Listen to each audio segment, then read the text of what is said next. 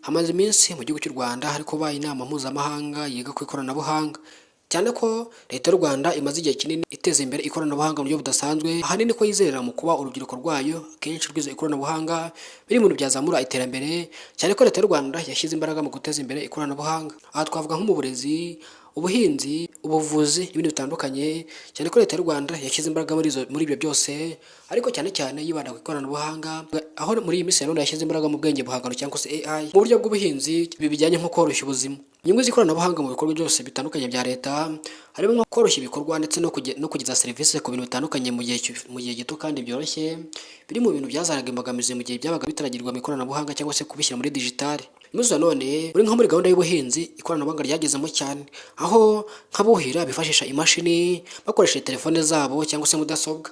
Biri mu bintu bisa nk'inzozi, cyane cyane nk'abahinzi bahingaga mu myaka nk'icumi ishize cyangwa 15, byabaga ari nk'inzozi ntibabaga banabitekereza.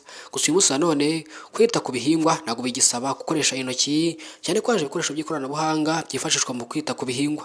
Si ibyo gusa, mu bikorwa by'uburezi hashyizwe imbaraga mu guteza uburezi cyangwa mu guteza ikoranabuhanga mu burezi, aho bagenda bibanda mu guteza ikoranabuhanga mu burezi, bibanda cyane cyane mu gukoresha imashini zikoresha ibimenyetso bya gihanga mu gupima indwara, kwivura ndetse no kubaga.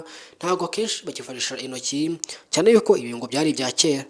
Uyu munsi wa none rero leta y'u Rwanda yashyize imbaraga mu ikoranabuhanga by'umwihariko zitandukanye, yaba uburezi, ubuvuzi ndetse n'ibindi bitandukanye. Minisitiri w'ikoranabuhanga mu Rwanda ndetse n'abandi bayobozi batandukanye, akaba ari nayo mpamvu bamaze iminsi bari mu nama igaruka ku ikoranabuhanga, ahanini barebera hamwe uburyo bateza imbere ikoranabuhanga mu buryo budasanzwe ndetse bikanazamuka cyane mu gihe gito cyane bikihuta. Ikoranabuhanga ni imwe mu nkingi za mwamba leta y'u Rwanda iri kwifashisha muri iyi minsi ya none, yaba mu buryo bw'imivurire ndetse n'ibindi bitandukanye, ubuvuzi, ubuhinzi, uburezi n'ibindi, aho nyine ikoranabuhanga ryamaze gushinga imizi muri izi gahunda zose. Nshuti bakunze mudasaba gukurikirana amakuru yacu n'ibiganiro byacu, ayo uyu munsi ntaho tuyasoreje. Tubonane mu nkuru itaha. Njye nitwa Eliza Taifa, hano wisanze ni kuri Taifa Rwanda.